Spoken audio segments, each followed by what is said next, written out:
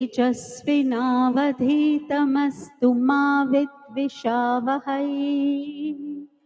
ॐ शान्तिः शान्तिः शान्तिः। नैनं छिन्दन्ति शस्त्राणि नैनं दहति पावकः न चैनं क्लेदयन्त्यापो न शोषयति मारुतः। त्वमादिदेवः पुरुषः पुराणस्त्वमस्य विश्वस्य परं निधानम्। वेत्तासि वेद्यं च परं च धाम त्वया ततं विश्वमनन्तरूप। ॐ तत्सत् ॐ तत्सत् ॐ तत्सत्।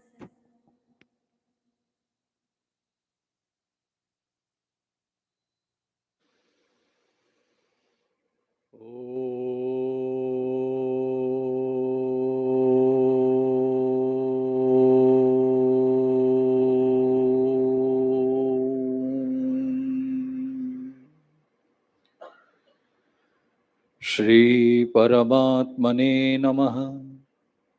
श्री गणेशाय नमः। श्री सरस्वत्यै नमः। श्री गुरुभ्यो नमः। ओम नमो भगवते वासुदेवाय। योऽन्तः प्रविश्य मम वाचमिमां प्रसुप्ताम् सञ्जीवयत्यखिलशक्तिधरस्वधाम्ना। अन्यांश्च हस्तचरणश्रवणत्वगादीन् प्राणान्नमो भगवते पुरुषाय तुभ्यम्। वसुदेवसुतं देवं कंसचाणूरमर्दनं देवकी परमानन्दं कृष्णं वन्दे जगद्गुरुं। गुरुब्रह्मा गुरुविष्णु गुरुदेवो महेश्वर गुरुसाक्षात् परब्रह्म तस्मै श्रीगुरवे नमः। मूकं करोति वाचालं पङ्गुर्लङ्घयते गिरिं यत्कृपातमहं वन्दे परमानन्दमाधवम्। शङ्करं शङ्कराचार्यं केशवं बादरायणं सूत्रभाष्यकृतो वन्दे भगवन्तः पुनः पुनः। ओ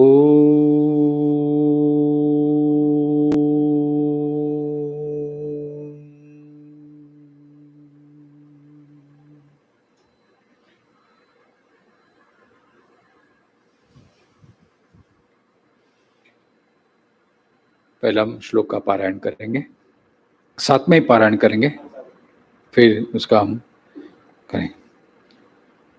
ब्रह्मार्पणं ब्रह्मविर् ब्रह्माग्नौ ब्रह्मणाहुतं ब्रह्मैव तेन गन्तव्यं ब्रह्म कर्म समाधिना।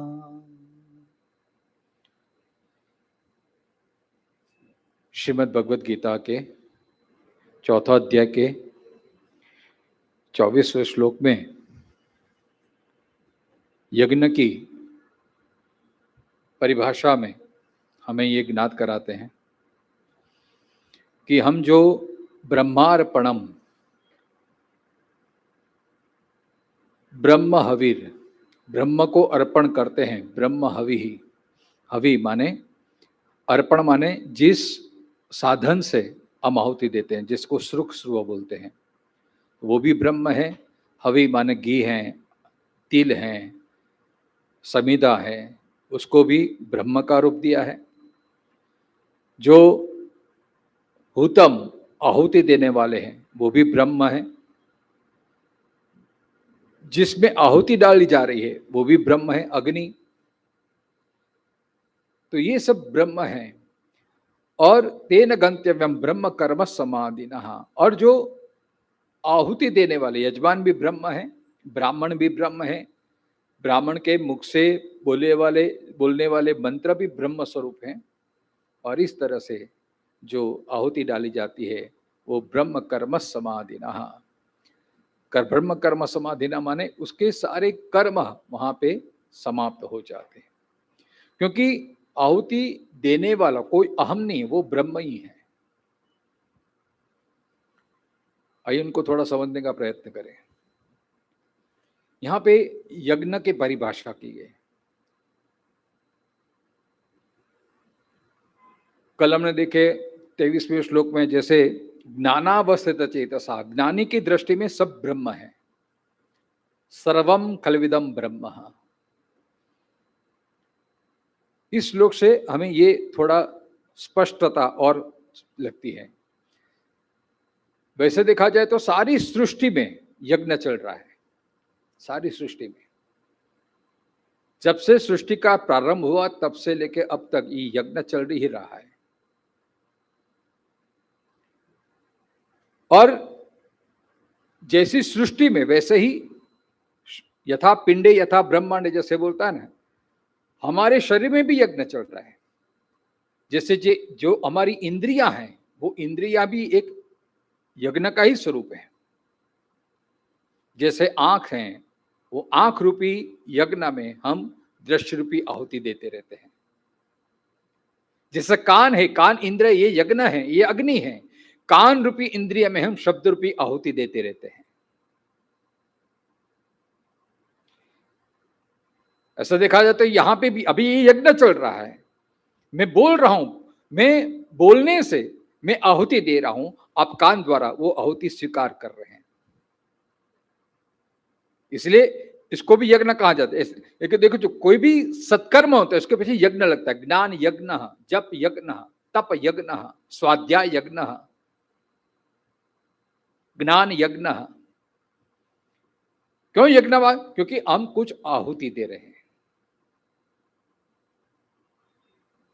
और ये श्लोक समझने से हमारी भारतीय संस्कृति कितनी विशाल है, और यही कॉन्सेप्ट ये सनातन धर्म में देखने को मिलता है।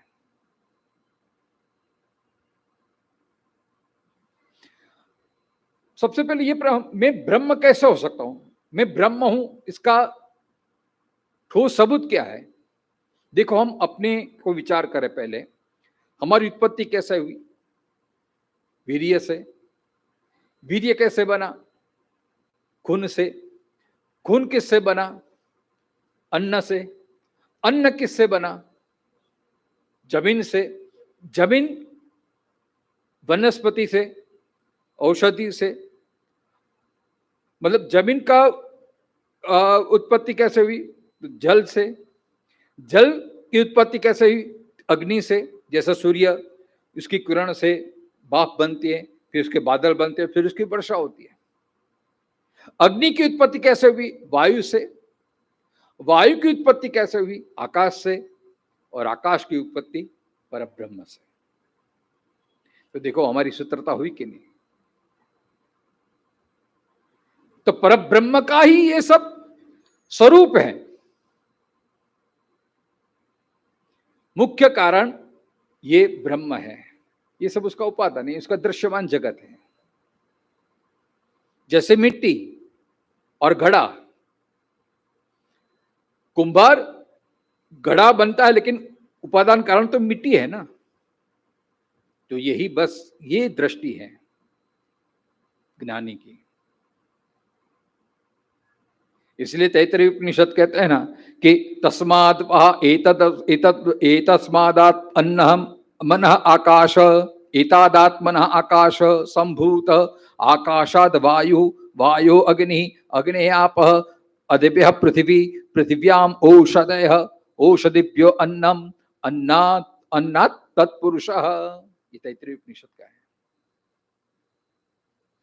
तो ये सारी सृष्टि यज्ञमय है। तो हम भी वो परब्रह्म से उत्पन्न हुए हैं। भगवान हमें ये बताना चाहता है कि जैसे हम सृष्टि से उत्पन्न हुए, और हर एक सृष्टि का देखो, सूर्य भी यज्ञ कर रहा है, जल भी यज्ञ, नदी जो है वो भी यज्ञ कर रही है, वृक्ष भी यज्ञ कर रहा है। हर एक प्रकृति आप देखो कुछ ना कुछ हमें देती रहती है, और हम भी वो उस प्रकृति से उत्पन्न है, तो हमें भी कुछ ना कुछ योगदान देना चाहिए, क्योंकि हम ब्रह्म के अंश हैं, सनातन ब्रह्म के अंश हैं। तो हमारा योगदान है कि हमें कुछ देना है, और ये ब्रह्म दृष्टि आ गई।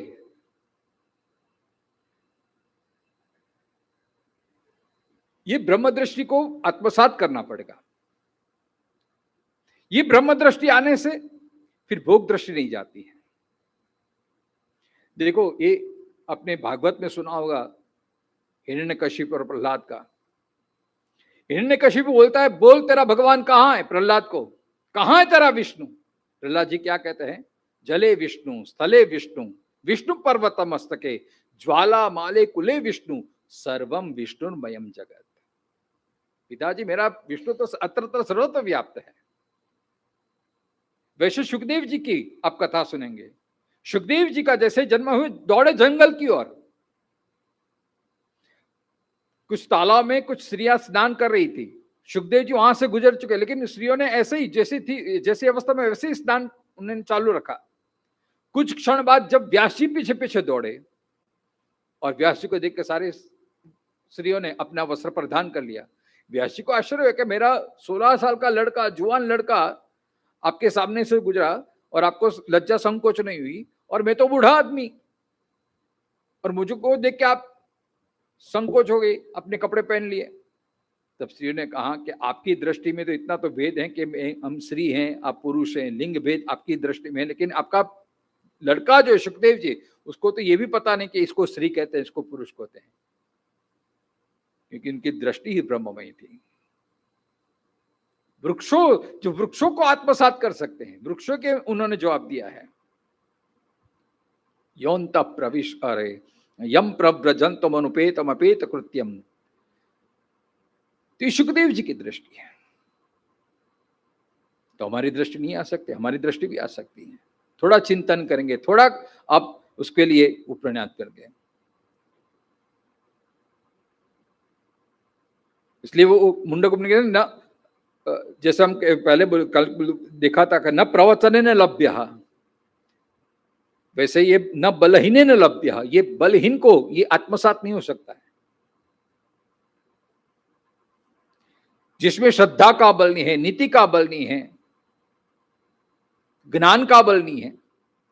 बलवान कौन? जिसमें नीति का बल है, जिसमें श्रद्धा का बल है, जिसमें ज्ञान का बल है,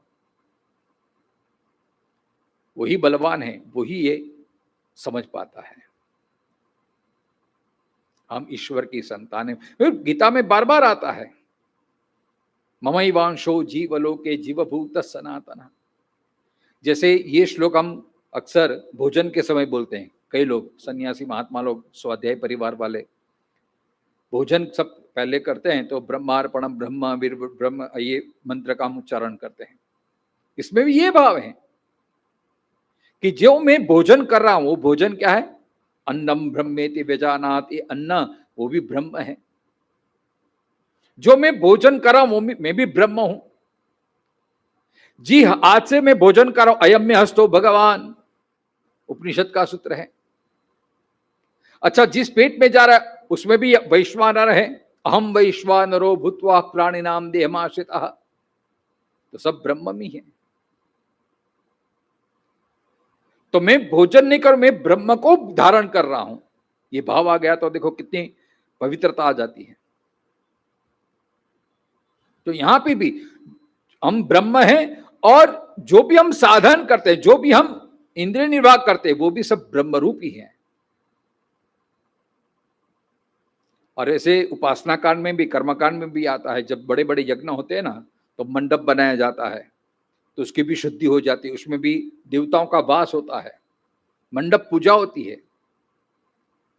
फिर जितने भी साधन है उसको पात्रा साधन बोला जाता है।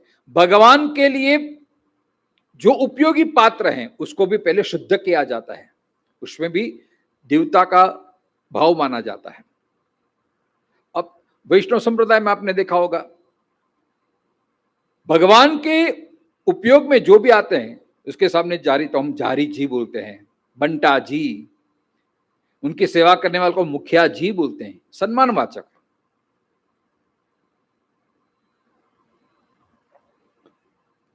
जो जो भगवान के उपयोग में आने वाली चीज हम उसको पवित्र भाव करते हैं।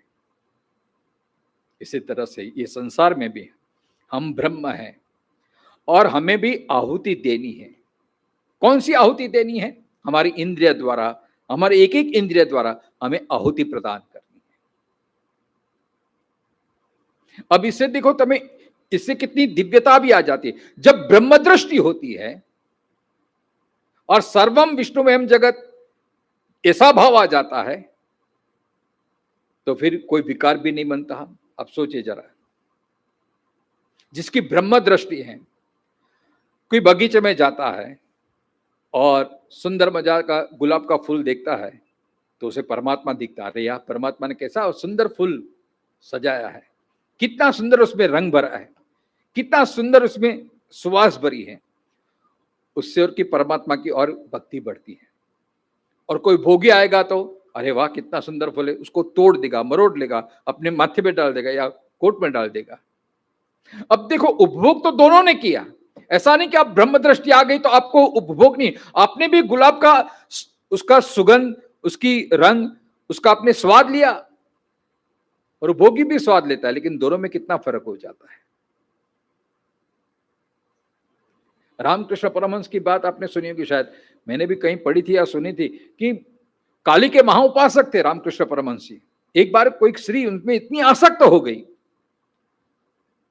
रामकृष्ण परमहंस ने कुछ भाव नहीं दिया, लेकिन वो स्त्री रहने से एक दिन वो नग्नावस्था में उनके पास आ गई। तो रामकृष्ण परमहंस से कहता है, आज मेरी माता ने यथारूप में मुझे दर्शन दे दिए। देखो, यह रामकृष्ण परमहंस की दृष्टि है। जब ब्रह्ममयी दृष्टि आ जाती है तब कोई विकार होता ही नहीं है, अपने आप सारे दोष चले जाते हैं। लेकिन जब ब्रह्ममयी दृष्टि नहीं होती तब भोगमयी दृष्टि हो जाती है, फिर उससे फिर पतन हो जाता है। ब्रह्म दृष्टि वाला भी सब उपभोग तो करता है, लेकिन वो सब में परमात्मा देखता है। उसके लिए उसको विकार भी नहीं होता और उसके लिए संस्कार की भी जरूरत नहीं है। तो हमारे जन्म में भी जो भोग दृष्टि हट जाए और ब्रह्म दृष्टि आ जाए तो फिर सब में हमें ब्रह्म दिखेगा। फिर इसलिए तो हमारी संस्कृति में देखो, हम वृक्ष को भी ब्रह्म मानते हैं। वड़ हैं, पीपल हैं, उसमें भी हम परमात्मा देखते हैं। तुलसी में हम परमात्मा देखते हैं, मनुष्य में हम परमात्मा देखते हैं, पशु में हम परमात्मा देखते हैं, गाय, नदी को हमने परमात्मा माना, पर्वत को हमने परमात्मा माना। सब में हम परमात्मा का दर्शन करते हैं। 10वां अध्याय तो पूरा विभूति योग और 11 तो पूरा विश्वरूप दर्शन कर दिया। तो हमारी भी जो दृष्टि बदल जाए तो फिर तो कोई विकार रहता ही नहीं साहब। ब्रह्ममय दृष्टि, मैं भी ब्रह्म हूं, ये जो साधन है वो भी ब्रह्म है, ज्ञान भी ब्रह्म है, ज्ञाता भी ब्रह्म है, ज्ञेय भी ब्रह्म है, सब एक रूपता आ जाती है सब।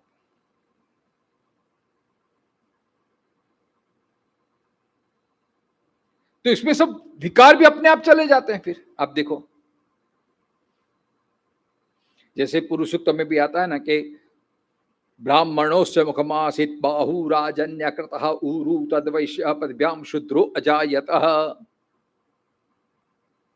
मतलब शरीर के ही, परमात्मा का ही शरीर के सब वर्ण है, मतलब सब मेरे हैं। वसुधैव कुटुंबकम सर्वम खिलिदम ब्रह्म सर्वम विष्णुमयम जगत, ये कॉन्सेप्ट आ जाएगा।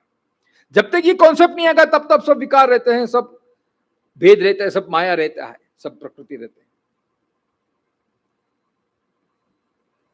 हम सिर्फ गहने देखते, हम अंगूठी देखते हैं, हम चेन देखते हैं, हम ब्रेसलेट देखते हैं, लेकिन सोनी तो उसकी नजर तो सोने पे रहती है। एक लेके गया गणेश की मूर्ति और उंदर, तो उंदर का उसने कीमत ज्यादा लगाई। उसने बोला अरे गणपति का कोई इतना कम कीमत, तो बोलते गणपति भले कम क्योंकि उसमें सोना कम है, उंदर में सोना ज्यादा है, क्योंकि उसके लिए उसकी दृष्टि में सोना किस में ज्यादा है, उसकी वैल्यू बढ़ जाती है। ऐसा ही अगर आप सब में ब्रह्म में देखेंगे तो फिर कोई विकार ही नहीं होता है, फिर कोई क्रोध का कारण भी नहीं बनता है। अब देखो, हम भोजन कर रहे होते हैं और अज्ञानवश अनजाने में दांत के बीच में जीभ आ जाती, कचरा आ जाती है, तो हम किस पे गुस्सा करते हैं फिर? अपने आप दांत तोड़ते हैं क्या? नहीं, क्योंकि अपने ही दांत हैं, क्या करेंगे? अपने ही शरीर से अपने से कुछ लग जाता है तो गुस्सा नहीं आता, लेकिन दूसरे के साथ तो कितना गुस्सा आ जाता है, फिर उसको मारने दौड़ते हैं। लेकिन जिसकी समदृष्टि हो गई, ब्रह्म दृष्टि हो गई, तो फिर किससे गुस्सा करेंगे हम? सब मेरे तो ही हैं। इस तरह से ये श्लोक बहुत ही महत्वपूर्ण है। ब्रह्मार्पणम ब्रह्मवीर ब्रह्माग्नो ब्रह्मणाहुतम।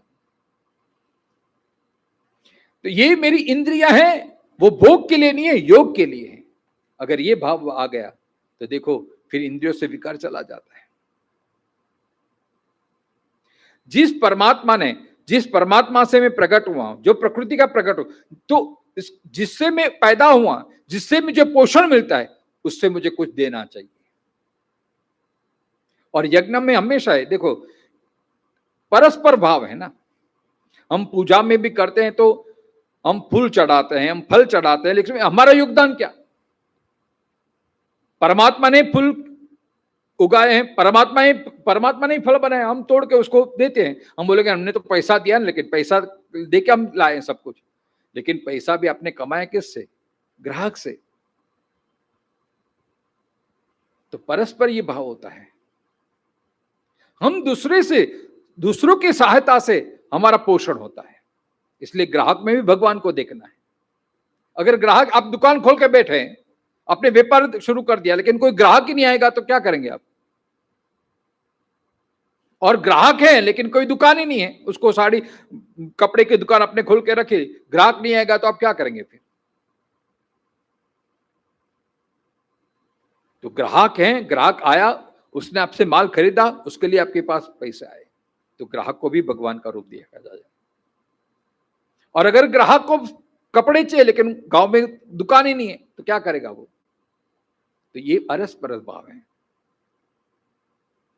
तो हम जो प्रकृति के अंश हैं, परमात्मा के अंश हैं, जैसे परमात्मा सबका पोषण करता है, वैसे हमारा भी ये जिम्मेदारी बनती है। जिस संसार में हम रहते हैं, जिस संसार से हमें पोषण मिलता है, तो हमें भी कुछ योगदान करना चाहिए। अगर वो नहीं करता है तो गीता में कहा यो भुंक्ते तेन एव सः, हम चोर हैं फिर। इसलिए यज्ञ भाव है। हम भी व्यवहार तो करते हैं ना, कोई हमें व्यवहार का, हम कुछ प्रसंग लेके बैठते हैं तो गुजरात में क्या चांदला विधि सब लिखाते हैं, कोई गिफ्ट देते हैं, कोई कवर देते हैं, तो हम नोट करके रखते हैं, फलाना फलाना तरफ से इतना 500 का कवर, प्रकाश भाई की तरफ से 5000 का कवर, जो भी हो। मतलब जिसकी जैसी शक्ति। अभी अंबानी आ जाएंगे तो उतना कवर स्टेटस के हिसाब से सब देते हैं। तो क्या करके हम लिख के रहते हैं। क्यों लिख के रहते हैं? जब उनके यहाँ प्रसंग आया तो उन्होंने कितना दिया, तो फिर हमको भी इतना थोड़ा बढ़ा के दे देना चाहिए। एक व्यवहार है, व्यवहार करते हैं कि नहीं? नहीं करेंगे तो बिल्कुल लगता है भाई ये तो कमाल है, सब आके खा के गया, कुछ दिया नहीं है ऐसे। तो एक समाज में एक व्यवस्था है कि चलो किसी को हम भार रूप ना बने, इसके लिए ऐसा व्यवहार है। ऐसा नहीं है कि ये नहीं, तो उसको ज्यादा बोझ ना पड़े, बस यही यज्ञ व्यवस्था है। हम जिससे कुछ पाते हैं उसको कुछ देना चाहिए, अगर नहीं देते हैं तो हम चोर हैं। तो भोग दृष्टि, क्योंकि भोग तो हमने बहुत भुगत चुके। हम बोलते हैं कि हमको एंजॉय नहीं करना, ये नहीं करना है, एंजॉय करो, लेकिन ये ब्रह्म दृष्टि रख के करेंगे तो कोई विकार नहीं होगा। तो जो भी आप भोग मांगेंगे वो वासना भी आपकी उपासना बन जाएगी। अब अन्न में आप ब्रह्म का दर्शन करेंगे तो फिर आप जैसा तैसा नहीं खाएंगे, तुरंत अरे जो में ब्रह्म का, आप वो मांस मच्छी में ब्रह्म का अनुभव कर सकेंगे? नहीं कर सकेंगे। तुरंत आप क्या, अरे ये ब्रह्म कैसे हो सकता है? क्योंकि इसमें तो वेदना है, इसमें तो तिरस्कार है, पीड़ा है। जो मांसाहारी होता है ना, वो भी गुरुवार को नहीं करता है, मंदिर में जाना हो तो मांस नहीं खाता है, क्योंकि उसे पता है कि अशुद्ध अन्न है। अगर ब्रह्ममयी दृष्टि हो जाए तो फिर अपने आप सब नियम आने लगते हैं। हम अन्न को ब्रह्म मानते ही नहीं, इसलिए जो भी आया चलो चलता है, सब कुछ चलता है, आने दो आने दो आने दो। अगर अन्न में ब्रह्ममय दृष्टि आ गई तो फिर भोजन भी प्रसाद बन जाता है। फिर ब्रह्ममय दृष्टि रख के आप खाएंगे तो फिर आप कहेंगे नहीं, ऐसा खुराक नहीं खाना चाहिए, जो भगवान को अर्पण नहीं होता है तो मुझे भी अर्पण नहीं होना चाहिए। तो अपने आप आहार शुद्ध हो जाता है। आहार शुद्ध होने के कारण, हमारा भोजन शुद्ध होने के कारण हमारी इंद्रियां भी शुद्ध हो जाती है, क्योंकि यथा अन्न ऐसा मन, और जैसा मन ऐसा विचार, और जैसा विचार ऐसी क्रिया हो जाती है। तो ये अनुसंधान है। देखो, मन को भी शुद्ध करना पड़ता, तो अन्न को शुद्ध करना पड़ेगा। आप जैसा तैसा अन्न खाएंगे तो ऐसा ही आपका विकार होगा फिर। इसलिए सात्विक आहार की गीता में प्राधान्यता रखी। सात्विक आहार होना चाहिए, पौष्टिक आहार होना चाहिए। सात्विक आहार खाएंगे तो आपका मन भी सात्विक बनेगा, आपका विचार भी सात्विक बनेगा, और आपकी क्रिया भी सात्विकता होने लगेगी। फिर ऐसे कोई भी आप भोग ले लीजिए, लेकिन ब्रह्म दृष्टि आ गई तो फिर आप भोग आएगा ही नहीं। सुंदर स्त्री को देखा, अगर ब्रह्म दृष्टि नहीं होगी तो क्या बात रूप है, और तुरंत संगात संजायते कामः कामात् क्रोध, ये सब परंपरा चालू हो जाएगी। लेकिन ब्रह्म दृष्टि होगी तो अरे वाह, कितना सौंदर्य है, इतना इतना अच्छा सौंदर्य तो मेरी माँ का कितना सौंदर्य अच्छा होगा, त्रिपुरा सुंदरी मेरी कितनी सुंदर होगी। और देवी भागवत कहें कि हर एक स्त्री में मेरा वास है, हर एक स्त्री वो देवी का स्वरूप है। अब ये दृष्टि आ गई तो फिर विकार कहां आ जाएगा साहब, सम्मान अपने आप आ जाता है। वैसे ही कोई पुरुष के प्रति आसक्ति आ गई तो मेरा नारायण कितना श्रेष्ठ होगा। देखो, ये ब्रह्म दृष्टि होने के कारण ही अपने आप सब विकार चले जाते हैं। कई लोग शास्त्री जी, आप मेरे को गुस्सा इतना आता है ना, कंट्रोल ही नहीं होता है, क्या करूं मैं, क्यों गुस्सा आता है? क्योंकि हमारी ब्रह्म दृष्टि नहीं है। परिवार में आप देखो, हमारे सुनते ही नहीं है, कितना बोले लेकिन सुनते नहीं, करते नहीं है। दृष्टि बदल दो। पर देखो, सृष्टि तो वैसी की वैसी है, बस दृष्टि बदल जाए तो सब फिर आनंद ही आनंद है। कर्म को बदलाव नहीं। देखो, कर्म शुभ या अशुभ मतलब बंधन कारक नहीं होता, कर्म का हेतु बंधन, आप किस दृष्टि से कर रहे हैं कर्म। व्यवहार में देखा जाए तो गृहस्थ आश्रम में सब में अपने ब्रह्म दृष्टि रखी, पत्नी अच्छी है, अन्नपूर्णा का आप उसमें दर्शन कर लिए। कुछ कार्य में ऐसे सुभाषित है ना, भोजनेषु माता, कार्येषु मंत्री, शयनेषु रंभा, लेकिन थोड़ा ब्रह्म भाव आप रख लीजिए। अब जो शांत है तो ठीक है, तो माता जी की बड़ी कृपा है। अब जब क्रोध आ जाए तो कोई बात नहीं, माता जी आप कालिका रूप में दर्शन दिया, जय भद्रकाली जय महाकाली, खड़गिनी शूलिनी घोरा गदिनी चक्रिणी, तथा देवी का आप भाव रखेंगे, चाहे कितना भी गुस्सा। आज मेरी माता आज क्रोध रूप में है, हमारी देवी आज क्रोध रूप में है, गुस्सा उसको हमारा क्रोध शांत रहेगा, क्योंकि हमने देवी भाव रखा है वहां पे। और घर में हमारे पति देव बोलते हैं, पति हमारे बहुत गुस्से वाले हैं, जब गुस्सा करे तो नृसिंह नारायण देव की जय, नृसिंह भगवान को याद कर लो। दूसरा चाहे कोई भी व्यवहार रखे, लेकिन आप ब्रह्म भाव में अगर स्थिर रह जाए तो कोई दूसरे की ताकत नहीं। हम दूसरों को ही प्रतिकार के रूप में हमारा भाव बदल जाता है। दूसरे की अगर ब्रह्म दृष्टि रही ना रही कोई बात नहीं, लेकिन आपकी अगर ब्रह्म दृष्टि रही फिर आप में कोई गुंजाइश नहीं कि आप में दोष आ सकता है। कल कहा ना, स्व में स्था है। जब तक हम स्व में रहते हैं, स्वभाव, 8वें अध्याय में स्वभाव अध्यात्म उच्चते, स्वभाव को अध्यात्म कहा है शायद। स्वभाव माने स्वभाव में स्थिर रहना। हमारा जो मूल स्वभाव है, हमारी मूल प्रकृति तो ब्रह्म ही है। और ब्रह्म माने ईश्वर, माने जहां प्रेम है वहां ईश्वर है, जहां प्रसन्नता है, ये सब ईश्वर के पर्यायवाची शब्द है, ब्रह्म के पर्यायवाची शब्द हैं। सच्चिदानंद रूप, आनंद स्वरूप, ये हमारा असली स्वभाव है। आपने वो कहानी पढ़ी होगी कि एक संत महात्मा कुछ नदी में तर्पण कर रहे थे, अर्घदान दे रहे थे, और उसमें प्रवाह कुछ अत्यंत वेग था। कुछ बिच्छू जो था वो उसमें बह रहा था, बिच्छू तड़फड़ा रहा था। तो महात्मा को दया आ गई, उन्होंने अंजलि में से बिच्छू को लिया और किनारे पे छोड़ने का प्रयत्न किया, और जैसे अंजलि में लिया तो बिच्छू ने डंक मारा। इतना जोर से डंक मारा तो वेदना सा नहीं, तो हाथ छूट गया, वापस वो पानी में गिर गया।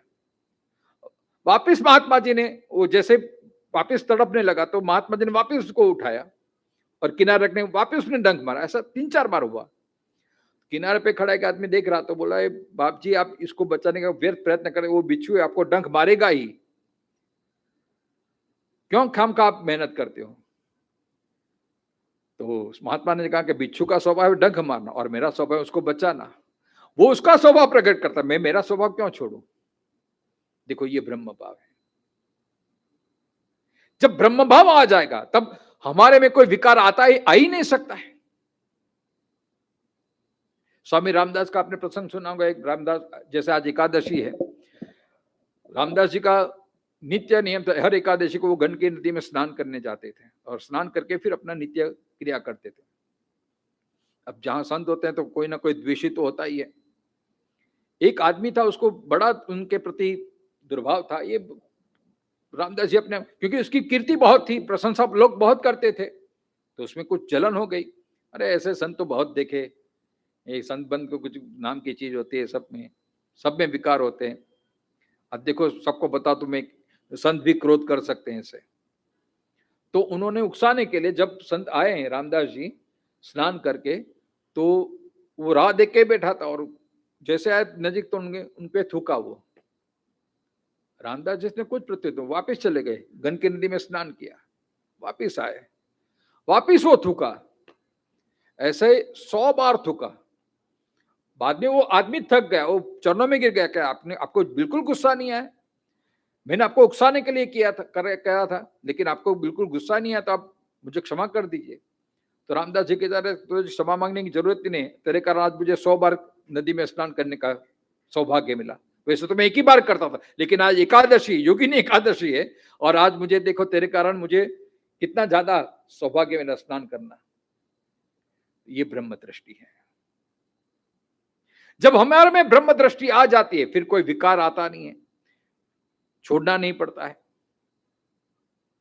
और विकार के कारण हमारे कोई क्रोध नहीं आता है, मोह नहीं होता है, लोभ नहीं होता है। इसलिए ब्रह्मार्पणम ब्रह्म वीर ब्रह्माग्नो ब्रह्मणहुतम ब्रह्मैव तेन गंतव्यम ब्रह्म कर्म समाधिना।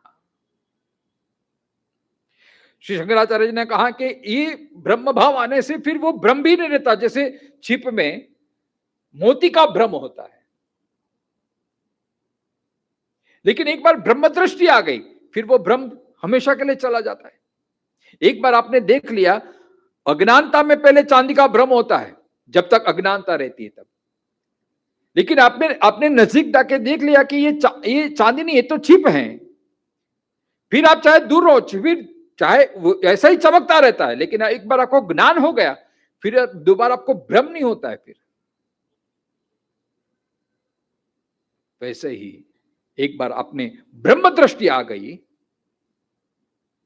तो फिर जो भी इंद्रिय से आप करते हैं वो यज्ञ हो जाता है। फिर आप आंख से दृश्य देख रहे, दृश्य भी आहुति है, और ये ब्रह्म दृष्टि आ गई। फिर देखो हम अग्नि में क्या करते हैं, आहुति देते हैं, और ऐसे ही आहुति देने से वातावरण पवित्र होता है। यज्ञ की प्रसादी क्या है? यज्ञ कर्म समाधि न, समाधि न माना वो स्थित हो जाता है उसमें। प्रसादी, यज्ञ की प्रसादी थी आत्मसंतुष्टि, प्रसन्नता, चित्त की शुद्धि, वो यज्ञ की प्रसादी है। जब आप कोई भी निष्काम भाव से कर्म करते हैं तो उससे चित्त शुद्धि होती है, अंतःकरण की शुद्धि होती है। इसलिए भी पहले जो यज्ञ होते थे वो निष्काम भाव से भगवत प्रीत्यर्थ होता था। भगवान ने भी अर्जुन को यही कहा, तदर्थम कर्म कौन्तेय, तदर्थम माने उस परमात्मा के लिए तू यज्ञ कर। जब हम कोई भी पूजा परमात्मा की प्राप्ति के लिए करते हैं, और पूजा के अंत में हम क्या करते हैं, तत्सत ब्रह्मार्पणमस्तु। कोई पंडित भी एकादशी को लोग सीधा भी देते हैं, अन्नदान करते हैं, तो पंडित संकल्प कराते हैं, तो क्या करते हैं, इदम ब्राह्मणाय दासे तत् ब्रह्मार्पणमस्तु। सब जो भी आप कर्म करते हैं सब ब्रह्म को अर्पण कर देते हैं। जो ब्रह्म को अर्पण कर दिया तो आपका कोई भी कर्म यज्ञ रूप बन गया जाता है। तो सब ब्रह्म है। अभी इसमें एक और बात आ जाती है कि अगर सब ब्रह्म है तो समानता आ गई, तो फिर अहंकार भी नहीं आ सकता। तो जैसे गुरु भी ब्रह्म है तो शिष्य में ब्रह्मत्व भाव है। तो इसमें भगवान कहते हैं ब्रह्म दृष्टि रखनी है, लेकिन कर्तव्य भी रखना है। शिष्य है तो शिष्य का कर्तव्य क्या है, गुरु को सम्मान देना, गुरु को भान देना। नहीं तो ये भी दोष आ सकता है ना कि सर्व ब्रह्म है, मैं भी ब्रह्म वो भी ब्रह्म, तो सब समान है, इक्वल। यहां पे इक्वालिटी नहीं है। सब में ब्रह्म को देखना है, लेकिन जो मैं छोटा हूं तो बड़ों के प्रति आदर देना वो मेरी ड्यूटी है, वो मेरा धर्म है, वो धर्म निभाना है। ब्रह्म दृष्टि आते हुए भी सब कर्म तो करने ही, कर्तव्य तो करना ही सब। ऐसा नहीं कर्तव्य को छोड़ देना है, जो अपनी ड्यूटी से वो तो करना ही पड़ता है। अब ब्रह्म भाव आ गया, अग्नि भी ब्रह्म है, तो आहुति देते हैं तो जो भगवान को हम क्या, जो चीज जो पवित्र हो वही चीज धराते हैं, जो शुद्ध है, जो पवित्र है। अगर बाहर से भी लाते तो स्वच्छ करके करते हैं। जैसे ही वैश्वानर में हम अच्छा अन्न देते हैं तो वैश्वानर उसको पचाता है और हमें प्रसाद के रूप में हमें पुष्टि मिलती है, रोग से निवृत्ति मिलती है। वैसे ही ये यज्ञ में अगर हम कुछ आहुति देते हैं, औषधि देती हैं, तो उससे जो धुआं निकलता है उससे वातावरण पवित्र होता है।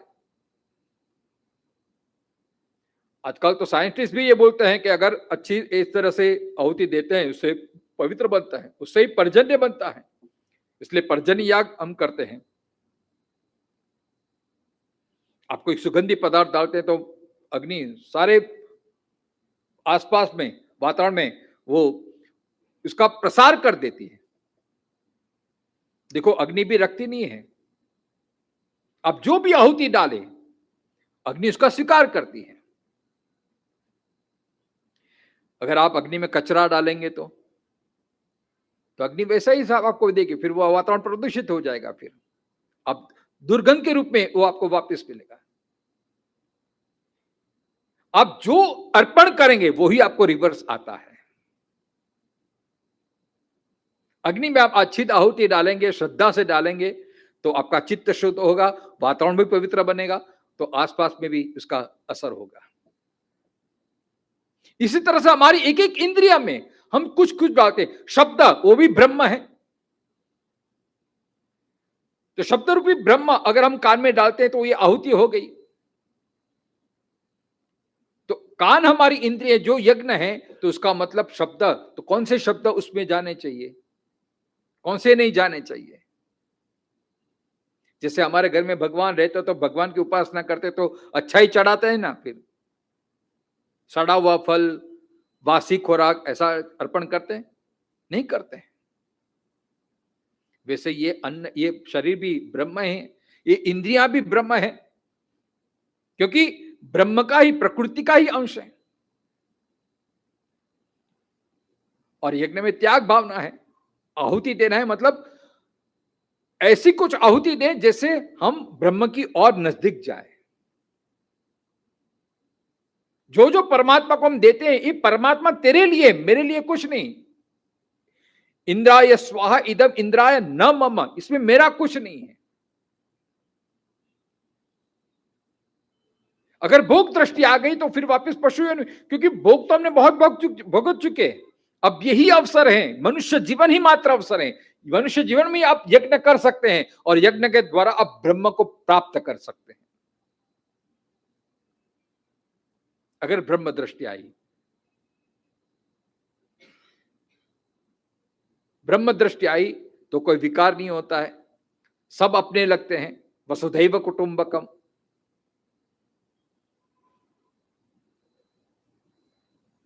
वासुदेव सर्वविदिम स महात्मा सुदुर्लभ, गीता में आता है।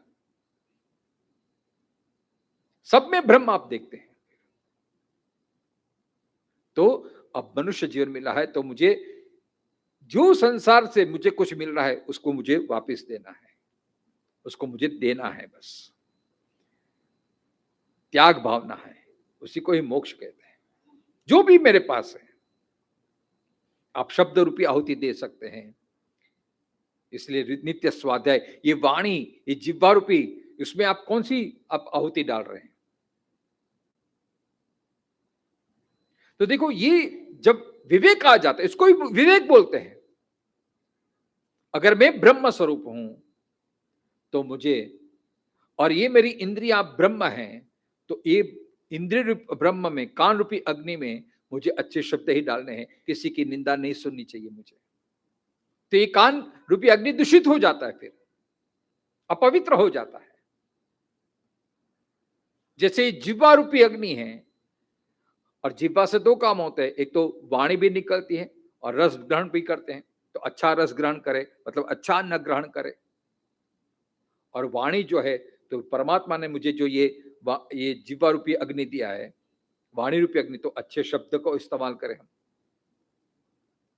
क्योंकि शब्द भी एक आहुति है, वो भी किसी के कान में जाने वाले हैं।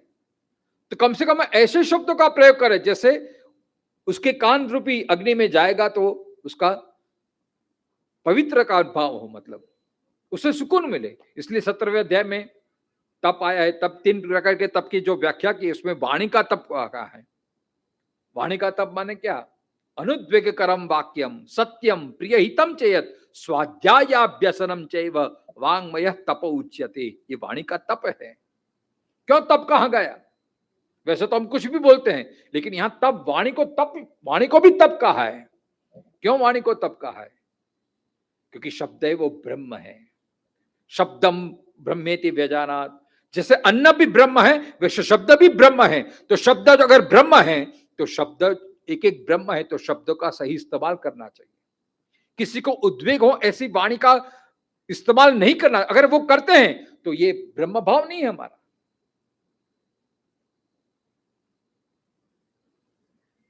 अनुद्वेग करम वाक्यम सत्यम प्रियहितम चयत। वाणी में सत्यता होनी चाहिए,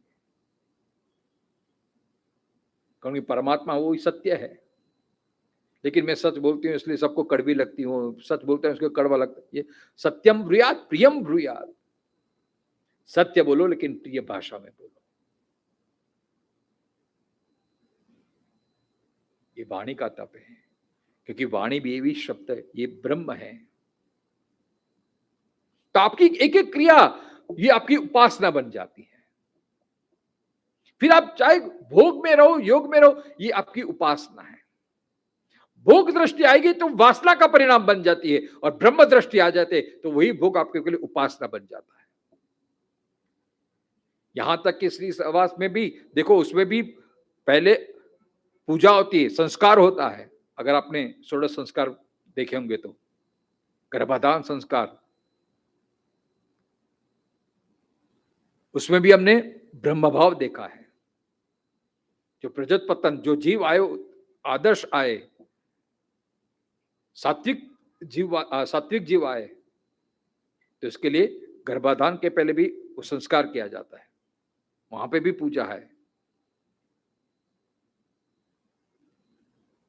हमारी सनातन धर्म की कितनी ऐसी विशेषता आप देखिए।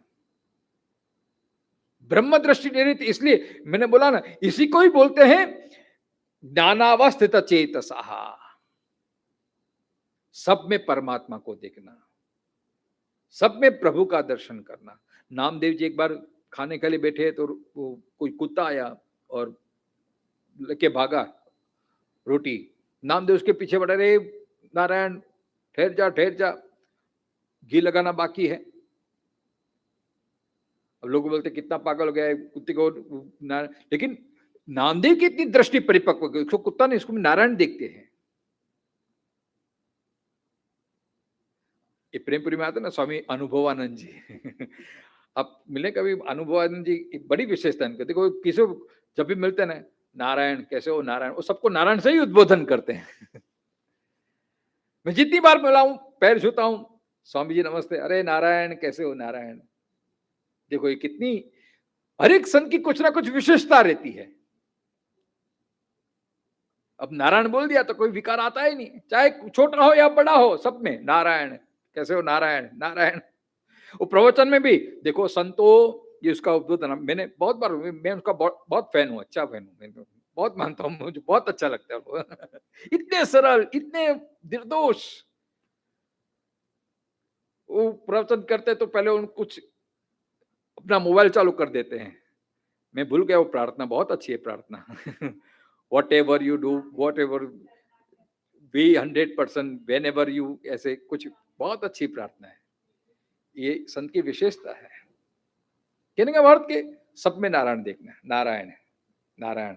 प्रवचन में देखो संतो कुछ बोलता है ना, देखो संतो, तो ये विशेषता है, ये ब्रह्म भाव है।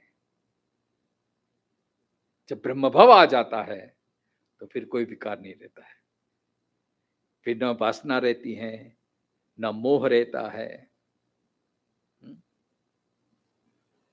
इसलिए ब्रह्मार्पणम ब्रह्म वीर ब्रह्माग्नो ब्रह्मणाहुतम ब्रह्मैव तेन गंतव्यम ब्रह्म कर्म समाधिनः। परमात्मा ने जो इंद्रिय दिया है, ये इंद्रिय यज्ञ है, और यज्ञ के द्वारा हम हमारा भी कल्याण करें और दूसरों का भी कल्याण करें।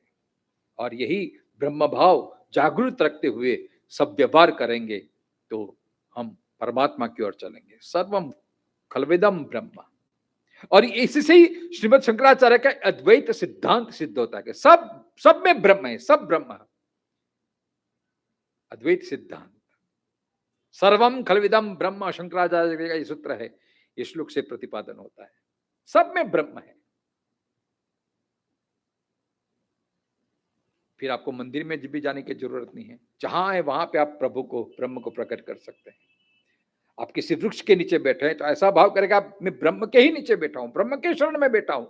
आप किसी नदी के पास बैठे हैं, मां गंगा है, वो ब्रह्म स्वरूप है, उसमें तो ब्रह्मा विष्णु महेश तीनों के इसमें संयोग है। ब्रह्मा की कमंडल में है, विष्णु के चरण से, और शिव की जटा में। पर्वत पे बैठे तो कैलाश पर्वत, हिमालय पर्वत, वो भी ब्रह्म ही है, वो भी भगवान ही है हमारे। ऐसे ही ब्रह्म भाव आ गया तो फिर सब में, फिर तो कोई दोष ही नहीं रहता है। फिर दूसरा चाहे कोई भी जैसा अपने साथ व्यवहार रखे, कोई बात नहीं, उसको ये कर दो, आप अपने हमेशा ये शुद्ध भाव रखे, आप अपने भाव में स्थिर रहे बस। तो फिर कुछ देखो, जब लोग मोटिवेशनल प्रवचन में जाते हैं कि कुछ मोटिवेट यहाँ गीता एक एक श्लोक में हमको मोटिवेशन मिलता है, अगर आप थोड़ा अभ्यास करें, थोड़ा आप चिंतन करें तो। अरे नहीं, लेकिन ये हमसे कैसे हो सकता है, ये कैसे हो सकता है, ये क्या होता है।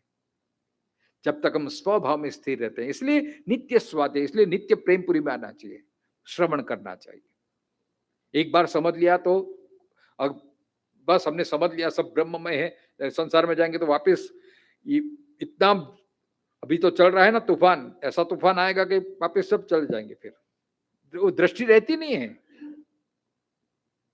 क्योंकि असर संग का असर होता है ना, फिर वातावरण की असर होता है।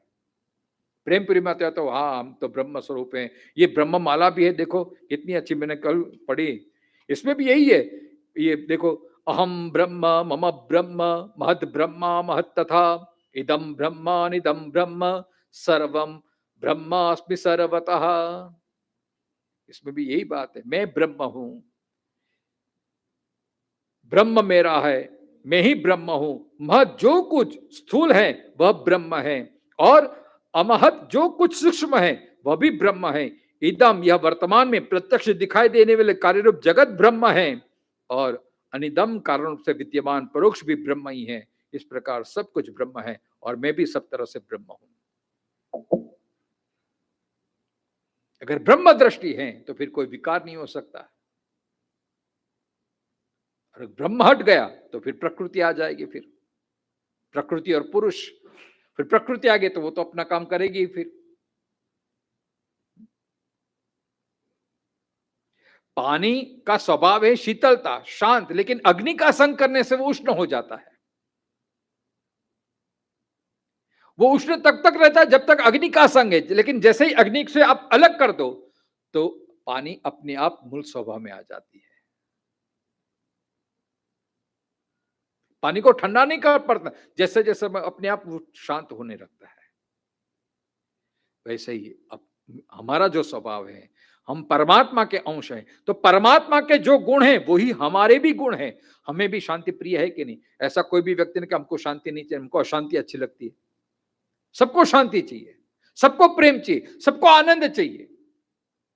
सुख नहीं, सुख तो क्षणिक है, सुख तो उसमें परोक्ष भाव आ जाता है, उसमें आधार रखना पड़ता है, लेकिन आनंद है वो तो भीतर से आता है। सबको आनंद में रहना है, सबको प्रसन्नता चाहिए, सबको सुख चाहिए, मतलब शांति चाहिए, तो वो तो हमारा मूल स्वभाव ही है। लेकिन जब ऐसा संग आ जाता है उसके कारण हम अशांति बन जाते हैं। जब हमारे स्वभाव से हम हट जाते हैं तब ये अशांति आ जाती है, तब अप्रसन्नता हो जाती है, तब आनंद के बजाय हम उद्विग्नता आ जाती है।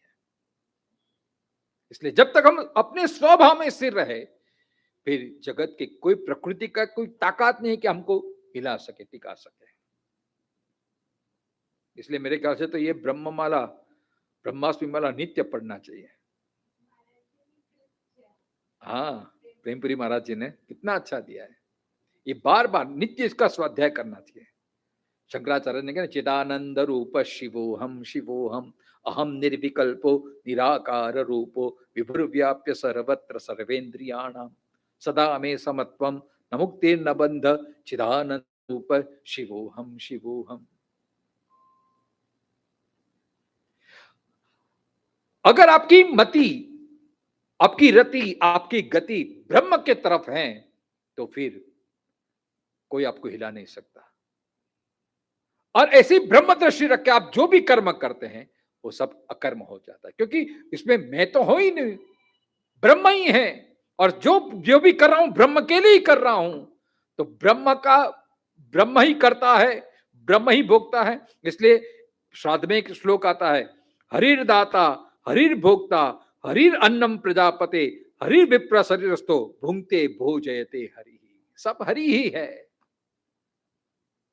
मैं हरि हूं, मेरे द्वारा जो हो रहा है वो भी हरि है, जो भोजन कर रहे हैं वो विप्र, उसमें भी हरि है, अन्न में भी हरि है, भुंगते भोजयते हरि। सब हरि ही हरि है, सब हरि हरि है, सब ब्रह्म ही है।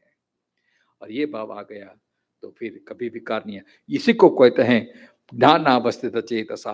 और ऐसी ब्रह्म स्थिति में हम जो भी कर्म करते हैं तो कर्म ब्रह्म में ही आ जाते, ब्रह्मार्पणमस्तु। फिर इसका न उसका फल उत्पन्न, जो भी फल उत्पन्न होता है क्या होता है? चित्त शुद्धि, प्रसन्नता। निष्काम भाव का फल यही है, अंतःकरण शुद्धि, निष्कामता, आनंद प्राप्ति। फिर उसमें सेवा का भाव हो जाता है, मुझे सेवा करनी है, और सेवा मेवा के लिए नहीं, तो फिर वो सौदा हो जाता है। आपने देखा होगा, एक उदाहरण लेके हम, ये समय हो गया है तो फिर कल मिलेंगे। गुरुद्वारे में आपने देखा होगा, गुरुद्वारे में देखो मर्सिडीज कार में आता है, ग्रंथ को नमस्कार करता है, फिर जाता है बुटघर में और सबके जो भी आता है सबका पॉलिश करता है, चप्पल साफ करता है, देखता है इतना बड़ा जो मर्सिडीज कार में आता है और ये सेवा करता है। क्यों? मेरे गुरु दरबार में आ रहा है, जो भी आ रहा है उसकी मुझे सेवा करनी है। मेरे गुरु जी तो हैं, लेकिन जो इस मार्ग में चलते हैं तो शायद उसकी सेवा करूं, इससे मेरे ये कर दें। ये सेवा का भाव आ गया, देखो इसमें ब्रह्म भाव आ गया। अरे मैं इंडिया मैं ऐसा मैं भी कार्य कर सकता हूं, लेकिन ब्रह्म दृष्टि है, जो भी आ रहा है मेरे बंदे के, मेरे नानक के, मेरे ग्रंथ के साथ आ रहे, मेरे मेरे क्या बोलते हैं उनको, मेरे प्रभु के पास आ रहे हैं वो, तो जो भी प्रभु के पास आ रहे तो पवित्र है, मेरे लिए वो सम्मानीय, मेरे लिए पूजनीय है। इसलिए भागवत में भी ये स्तुति आती है ना, वृत्रासुर दासानुदासो भवितास्मि भूय, प्रभु मैं आपका दास न बनूं लेकिन जो आपके दास हैं उसका भी मैं दास बनूं। बस ये सब सृष्टि परमात्मा की है और परमात्मा की है तो मुझे परमात्मा की सेवा करनी है। सृष्टि में इस भाव से हम सेवा करें, इस भाव से हम योगदान करें तो हमारा एक एक कर्म हमारा यज्ञ बन जाता है। और निष्काम भाव से, ब्रह्म भाव से, ब्रह्मार्पण वृत्ति से करेंगे तो ब्रह्म कर्म समाधि नहा, वो समाधि, वो प्रसादी रूप में क्या मिलता है? प्रसन्नता। प्रसादस्तु प्रसन्नता, प्रसन्नता। जब पूजा हम कुछ पेड़ा भी धराते हैं भगवान के सामने तो फिर जब तक नहीं धराते तब मेरा बॉक्स, मेरी मिठाई, मेरा ये, लेकिन भगवान के सामने अर्पण किया फिर प्रसाद हो जाता है, फिर वो सर्व के लिए हो जाता है। फिर इसमें सब में जितने जितने के मुख में जाता है उसका उतना पुण्य मिलता है। बस ये मेरा जीवन भी एक प्रसाद है, ये प्रभु को मैं समर्पित हो गया। अब मैं जितने भी जो है प्रभु को ये केंद्र में रख के मुझे सब में अपना योगदान देना है, आहुति देनी है। बस इस तरह से हम जो भी हमसे बन सके, कान द्वारा, आंख द्वारा, जो भी भगवान ने हमने वित्त द्वारा, समय द्वारा, ये हम आहुति दे रहे। आप भी यहां पे आए, आपने एक आहुति दी अपने परमात्मा के लिए। अगर आप आए कि मुझे कुछ सत्संग में जाना है, कुछ ज्ञान पाना है, तो ये आपका ब्रह्म यज्ञ हो गया। चलो ना, अभी घर में कंटाला आता है, चलो टाइम पास करके आता है, तो ये आपका कर्म हो गया। फिर तो कर्म को अकर्म कर देना, ब्रह्म कर्म कर देना। और जो अकर्म, यही अकर्म अवस्था है।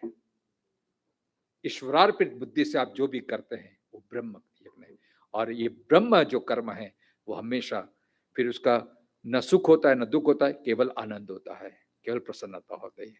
इसी प्रार्थना के साथ हाँ हाँ, वो अकर्म, अकर्म और अकर्ता मतलब खुद तो करता नहीं, तो ईश्वर ही करता है, हरिर दाता हरिर भोक्ता।